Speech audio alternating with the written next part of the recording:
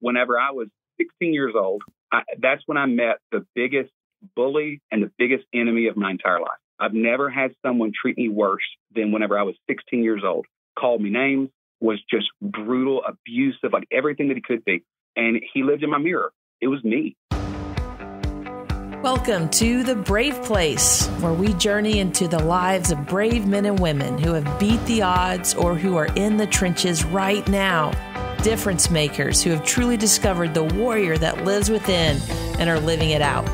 This is the place that will inspire, encourage, enlighten, and challenge that brave person that lives deep down within all of us.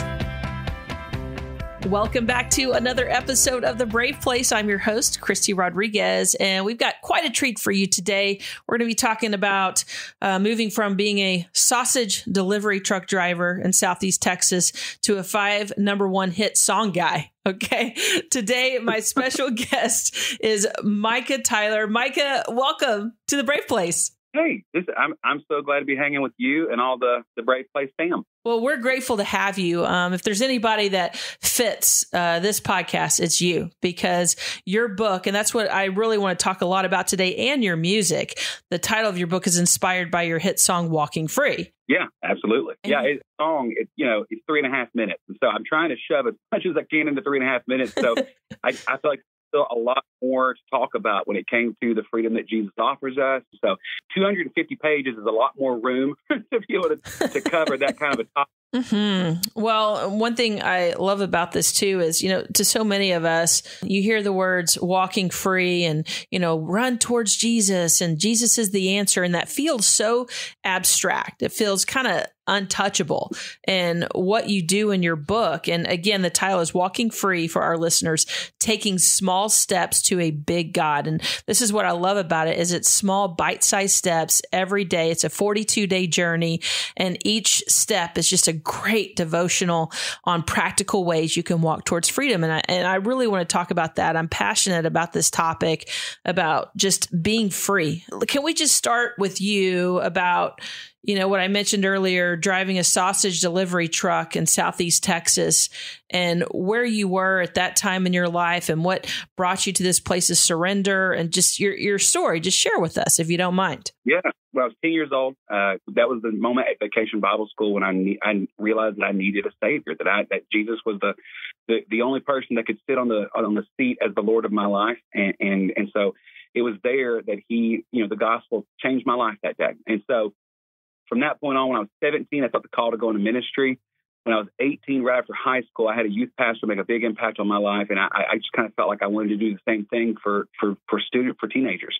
So at 18 years old, became a youth pastor at a little church just down the road from where I grew up, and became a youth pastor there. Did youth ministry for 9 years.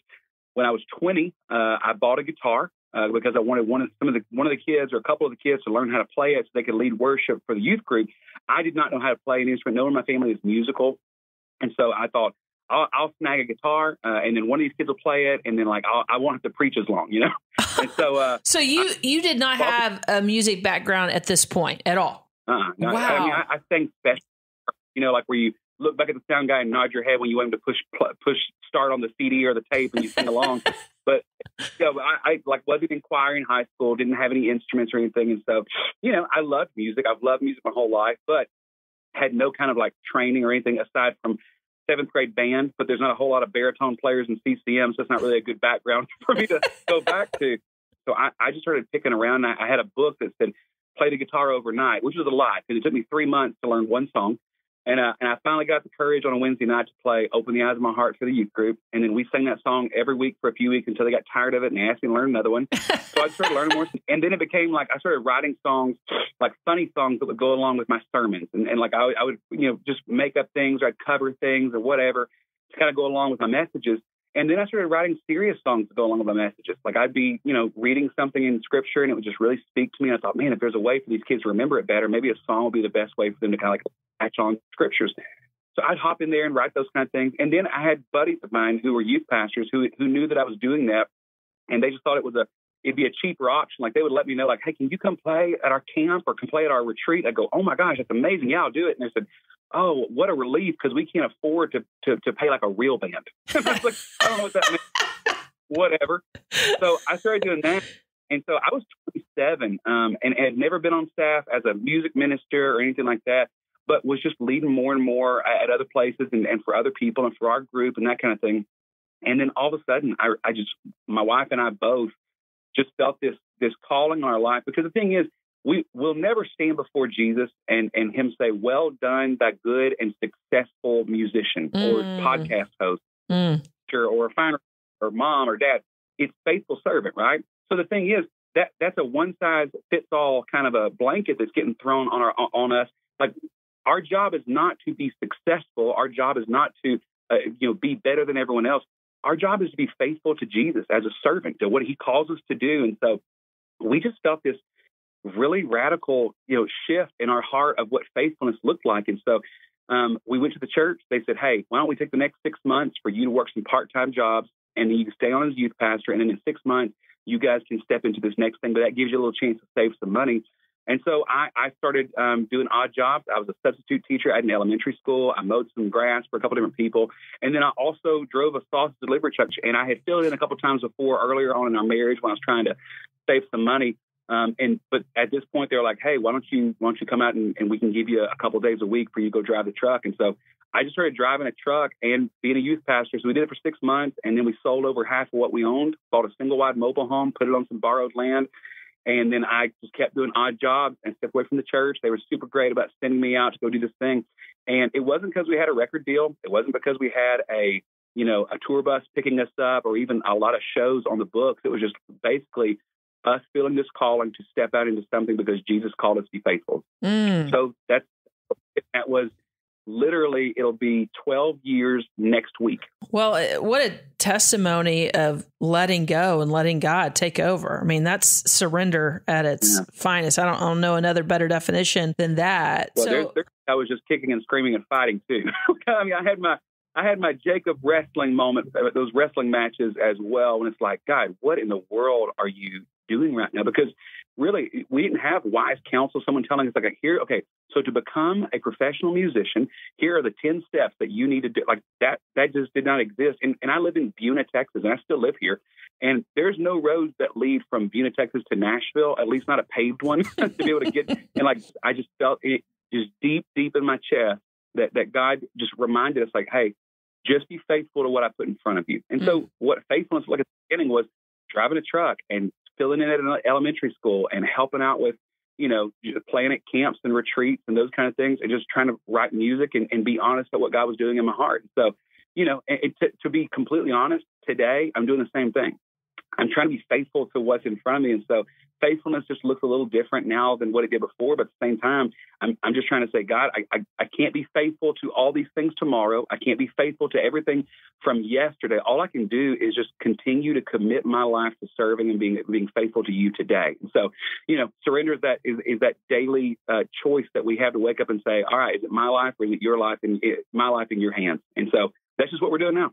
Well, I just love that. And you can see how he's multiplying your influence. I mean, there's a story that you share in your book towards the end of it that I just love, because you said you're at this pizza party and there's 10 kids and you're playing music, and in your mind, you're just kind of like, they care more about their pizza than they do the message I'm trying to convey right now. And God whispered to your heart in that, just saying, hey, it's about being faithful in the little things, right? And tell me about that moment.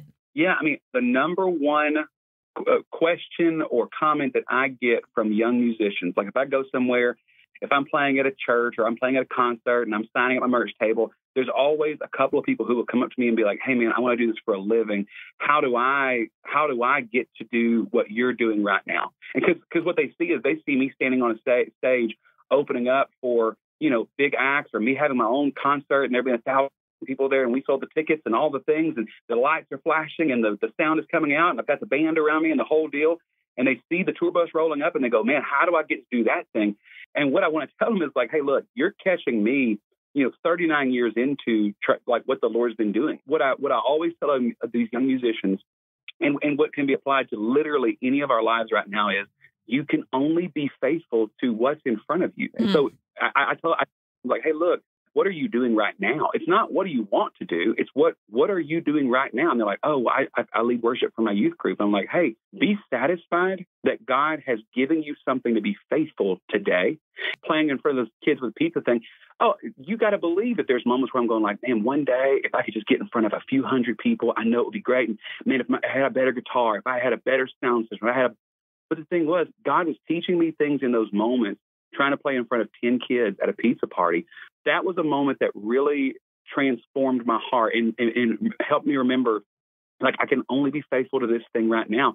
So fast forward a few years of playing those kind of places, playing at churches and doing concerts and stuff like that, but still very much was playing into bad sound systems, and I was playing in front of kids who didn't know who I was, and like I didn't have a song on the radio for them to sing along to, so it's all new to them, and if they don't like it, then it's not, all the things going on.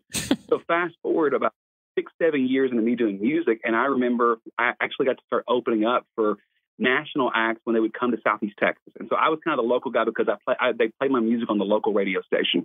And so when Building 429 comes in and do a concert, the promoter goes, hey, can we have a local opener open up for you? And they're like, yeah, sure. So they would call me. I'd get up there with an acoustic guitar and I'd play a few songs. And so that happened a couple of times. Well, then Phil Wickham comes to town and the church said, hey, can we have this local opener open for you? He was so kind. He said, yes. I went and played the show. And it was really, really good. It was a very, very good night. And Phil was so kind to me afterwards and came to me and was like super encouraging. And he invited me to come back and hang for a little while. So we hung after the show was over with. And he just encouraged me. And we talked about things and said, hey, let's do this again sometime. Well, fast forward 9 months after that, I get a phone call from his road manager saying, hey, how would you like to do a show with Phil in Tyler, Texas? And I'm like, hey, I've never been to Tyler before. That'd be fun. I would love it. He said, be there. It's an acoustic show for you. You got 15 minutes, so just be prepared. Short version of the story. I get to Tyler, Texas a few weeks later for the show, get there for my sound check, and they let me know that Phil has not arrived yet. So they said, hey, can you play like another song maybe? And I was like, yeah, I can play another song.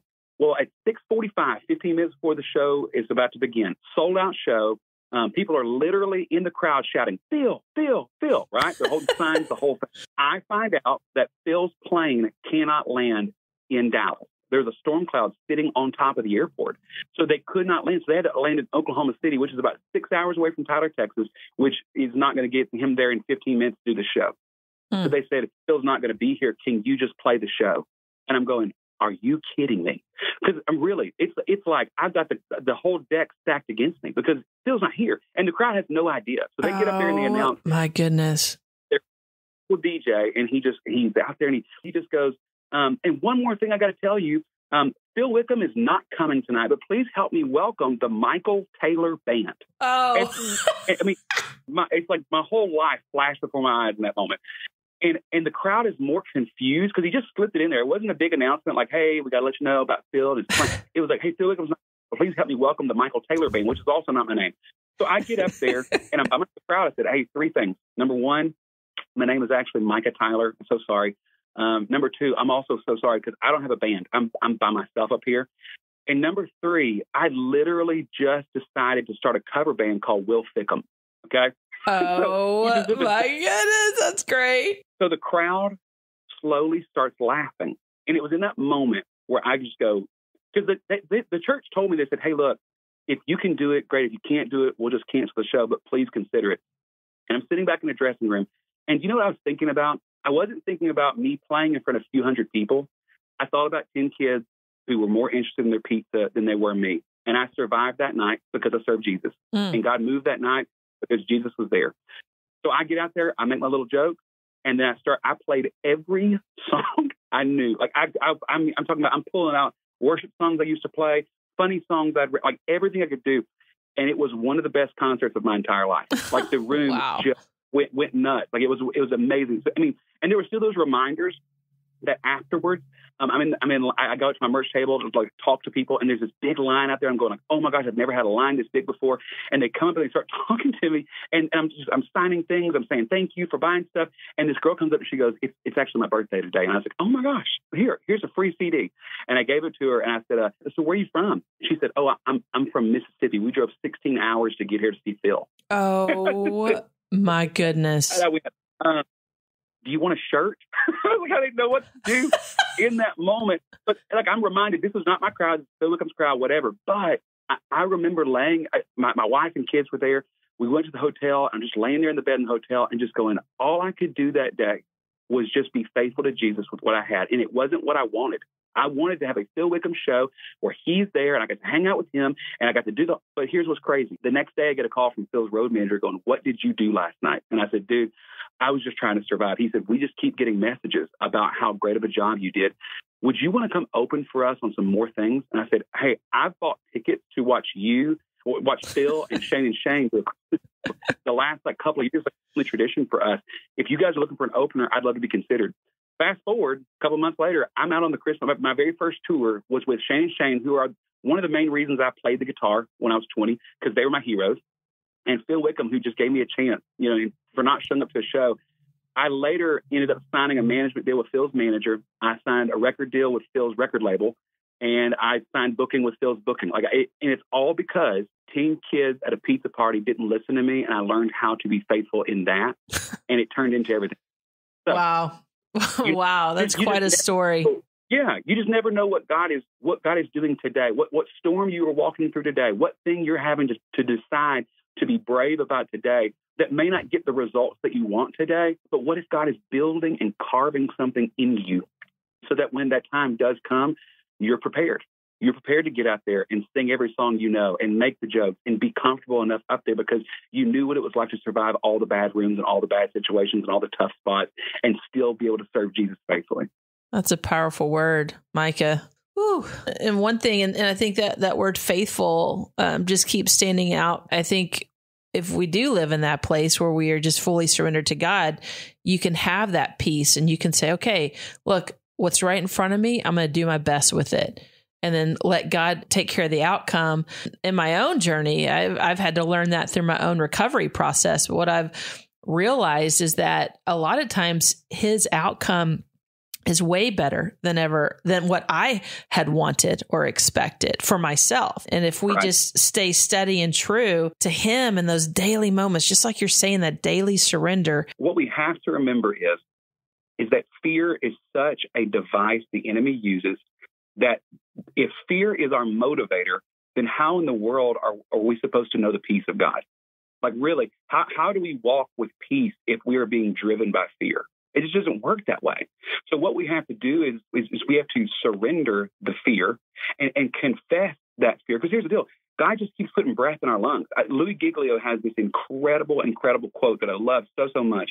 And he says, basically, God puts breath in our lungs so we can give it back to him through praise, through our affection, through worship, through service, like whatever that. If God puts breath in our lungs, it's literally so that we can give it back to him, so that we can offer it back to him. For whatever reason, God just keeps putting breath in our lungs. It's how we use it. Do we use that breath to speak life to someone, or do we speak death? Do we speak curses, or do we speak blessing? Do we hold on to our breath and hold on to the fear inside of our chest, or do we speak the fears that we have so that we can overcome those things through prayer and through confession and through trying to get help from the people around us and have accountability in our lives? Like that's where the beautiful stuff happens. That's where the hard work really, really takes place. But it's all worth it. Every breath is worth it whenever we use that breath the right way. So good. Well, I just love how you can, even when you look back, you can see how God is using all of it. Like he started out with you being a youth pastor, your faithfulness in that. And then, I believe no one learns more than the teacher. Sure. Whenever you're teaching these kids, because you have to truly understand what you're talking about. You have to dive into the subject, really explore so that you can deliver a message. It sounds to me like God took all those moments of you teaching and leading kids, and then he brought in the music element. I mean, it was just all in his plan for you. And then he puts it all together and you're still continuing that journey. And I think it's amazing how he just has used all of that. It just goes back to he uses all of it, for his glory, and it all works together for our good. And what a testimony to that. Someone told me a long time ago, literally the week before, so I guess it was like 12 years ago this week, a week before I set that as my last Sunday as a youth pastor. We had a traveling revival team come to our church, and they'd been there a couple times before, and I've become friends with them, and they're super, super sweet family. And a lady named Connie Northam is the Northam family, and it's a husband and wife and their 3 daughters. And they traveled around the country, lived in a bus, like went everywhere, just sharing the gospel and doing concerts and all that kind of stuff. And they were amazingly talented. They're so, so sweet.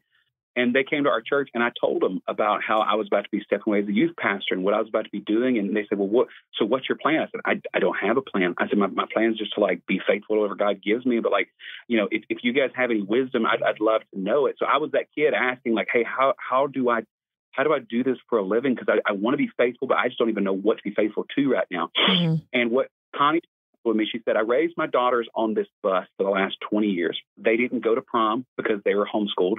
The bus broke down more times than I can count. There were those really, really hard, sad moments of being lonely out there with just our family, traveling around the country. We had flat tires. We've had all this stuff come up. I mean, it's hard to be married to a person and live inside of a 300 square foot, rectangle just driving down the road all the time. Mm-hmm. And she said, but here's the deal. If Jesus were to take me back 20 years ago and say, Connie, here's what's going to happen for the next 20 years. You're going to go through all these heartaches. You're going to have all these tough moments. Your girls are going to miss all these things. All this stuff is going to happen. Do you want to do it? She said, I would have never said yes. I would have said, oh my gosh, that sounds so hard. I don't want to go through all these hard things. She said, it would be so much sacrifice that I would be like signing up for. She said, but can I just tell you something right now? As I look back on all those things, she said, I would not change a single thing because God brought us here today because of all those things. Then she said this, and I quote this to myself once a week for the last 12 years. She said, when you look forward and see a sacrifice, you will always look back and see God's faithfulness. He's not calling us to him things that are not redeemable and not things that are going to be worth it and that are not for our good. God works for the good of those who love him and who are called according to his purpose. I give myself that little pep talk more. I've said that to myself more times than probably any phrase I've ever been given by somebody. Because they're just going, okay, God, this feels like a sacrifice coming up. This is going to be hard to do, but I'm going to trust and believe that what you're doing is worth it. What I am doing is worth it because on the other side, I'm going to see your faithfulness. The night that Phil didn't show up for a show, that felt like a big sacrifice to me. And now I look back and go, no, that night changed my life. That was God's faithfulness at work right now. So if there's a listener right now who is feeling they're in the middle of a sacrificial season, like they're really having to give things up, they're having to lay things down, they're going through a tough storm right now in their life, you will look back.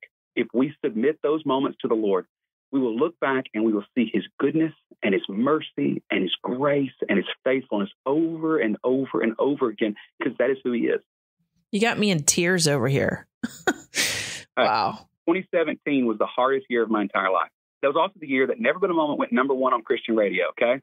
I signed a record deal. We had Never Been a Moment on the radio, and then Different goes on the radio right after that. And it's just this very, very sweet season professionally, but at the exact same time. That summer, my grandmother gets blood cancer. A few weeks after that, Hurricane Harvey poured 40 inches of rain on my house in 2 days, that mobile home that we were living in still. And we had to replace 4 of the rooms in that house because of the floodwaters. And then 6 weeks after the storm, my younger brother Daniel was diagnosed with stage 4 colon cancer. And this all happens within 2 months of each other. Like it was just like all at once, everything, everywhere, all at once. I was walking on stage and telling people there's never been a moment that God has not loved you and been for you while my moments were in agony. My moments were hurting right there on stage. And I'm just trying to believe that there's something happening here. And I'm just asking for the mercy of God in my life. Just get like, God, show us some mercy here. Like, please just show us mercy. And I was reminded by some friends the day that I wrote a song called New Today. They just said, hey, Lamentations chapter 3, verses 22 and 23 say this. His mercies are made new every morning because he's faithful. And I was just reminded, like, I don't have to work hard enough to get mercy. I don't have to beg hard enough. I don't have to please God enough for him to show me mercy because of his goodness and his faithfulness. That morning, I didn't have to wait till tomorrow. That morning, God had mercies, new mercies for me that day. So in the middle of my most brutal moment, God is still so faithful to give mercy and grace in those moments. And so here's the deal.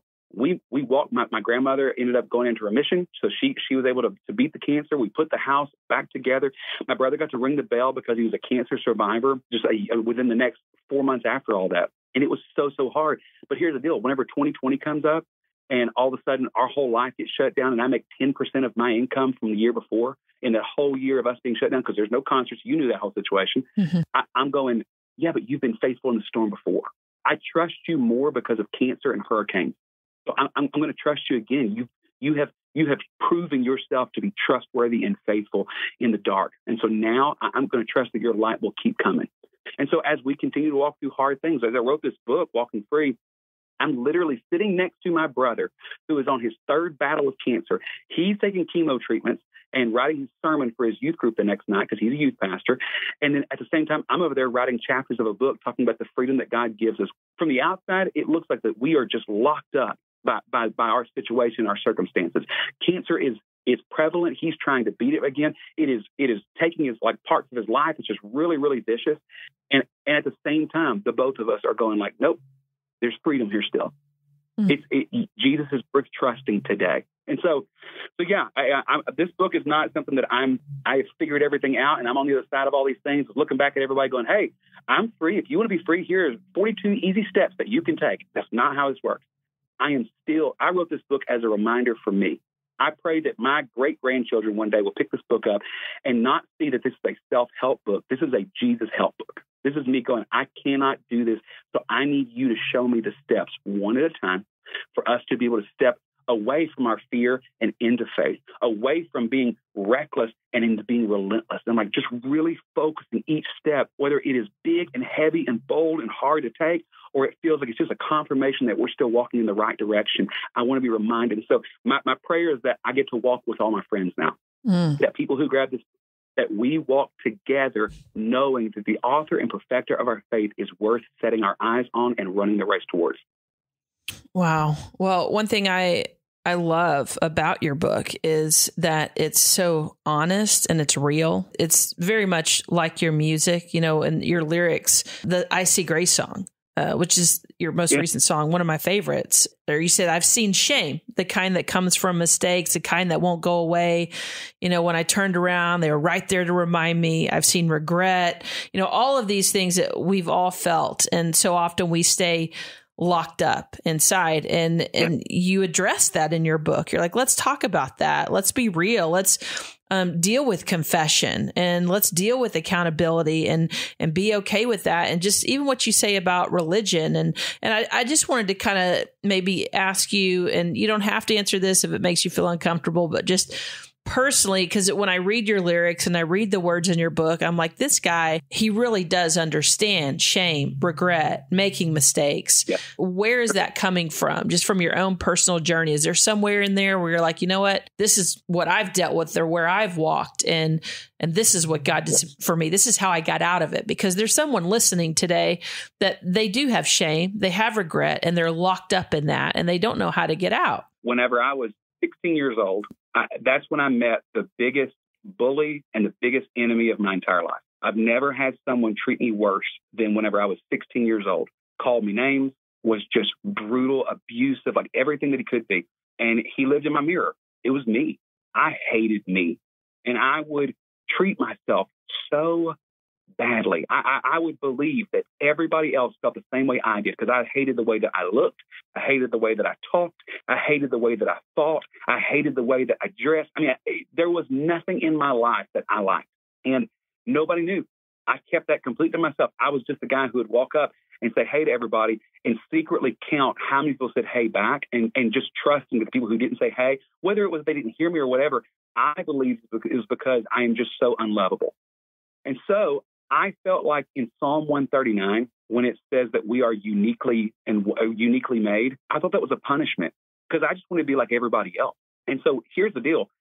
God was able to bring in a youth pastor who really did affect and change my life in a way that really showed me that the gospel was what it says that it is, that it is a life raft for us, that it is a saving for us, it is a grace for us. It's all these things. It's a transformative gift that God has given to us.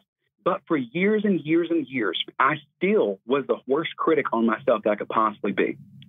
And in 2013, 2015, I sat down and just started thinking about that whole idea.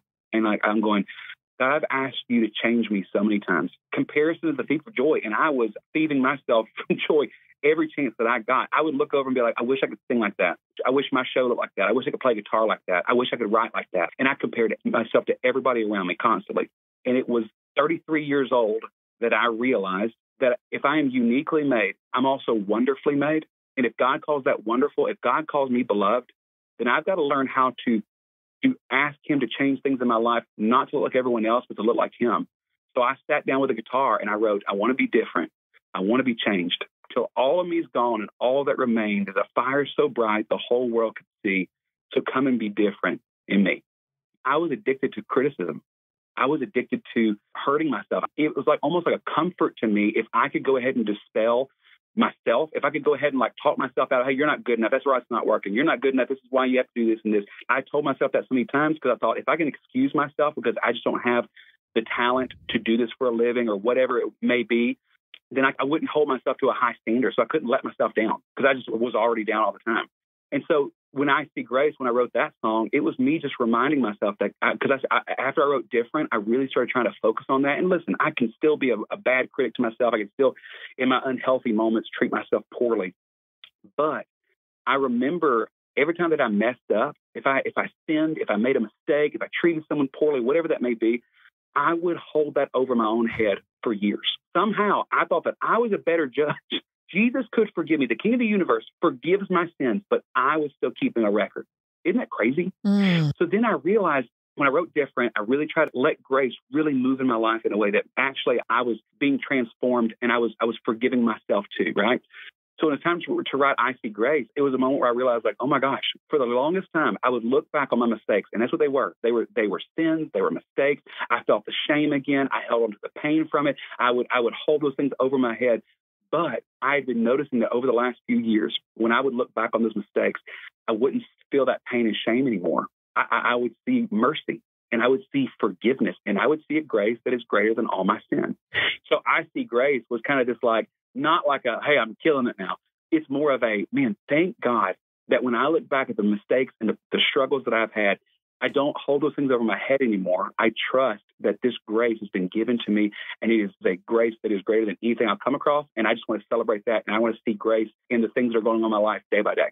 Wow. I just love that so much. I think so many of us put that shame label on ourselves. And I think it comes out in the form of addiction for a lot of us. And then it perpetuates the addiction. You know, you feel bad about yourself. So to feel better, at least temporarily, you turn to these other things. It could be toxic relationships. It could be substance abuse. It could be anything that we still want to turn to just to cope with the shame that we feel. And wow, I mean, what a beautiful testimony of truly understanding why Jesus died for us and who we are in Christ and how God sees us and uniquely created us for his glory. But we are special and unique individually, and we can live in that and trust in that. And if we do, there is freedom there. So I just appreciate your words so much and your honesty in that and just sharing that with us. I think that sometimes we think brave is taking down a dragon. Brave is running into a burning building to save somebody. Sometimes brave is admitting that we need help. Sometimes brave is throwing our hands up and going, I don't know what I'm doing right now. I just need help.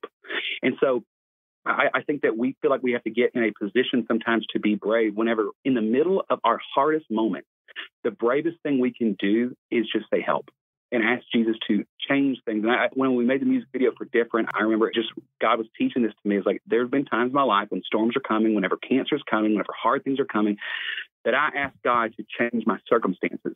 And what I realized was that the truth and the promise behind God's nearness that he gives us in his scriptures, none of that truth changes because our situations get difficult. Sometimes he will stop the storm. He can say, peace be still, and the storm stops. The name of the Lord is a righteous tower that the righteous can run in and be safe, right? And I think that we look at it like a real action thing that we have to go do. But sometimes God doesn't want to stop the storm. Sometimes God wants to calm and put peace in us and change the inside of us so that we can handle these circumstances. And so, sometimes being brave is running into a burning building. And sometimes being brave is literally just going, I don't know what I'm doing right now, but I want to be faithful.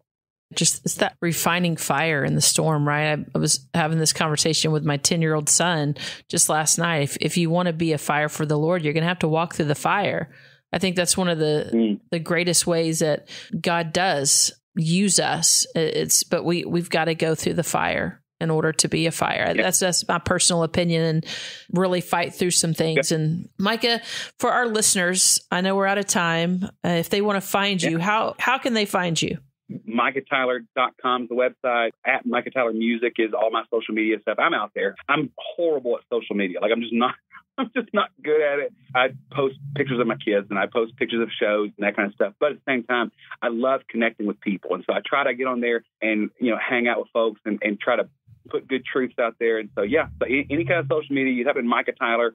There's only one of me running around out there. And so, they can find me kind of anywhere they like to connect with people. Micah, thank you so much. So much wisdom, so much good stuff. I have like 3 pages of notes I didn't even get to. We're out of time. So I'm going to have to talk to you another time one of these days, because just lots of good stuff. It was a blast. Thanks so much for having me. And let's set it up again. Sounds good. If you have any questions about this podcast that you've heard today, you can always email me, Christy@klrc.com. Christy spelled CHRISTY.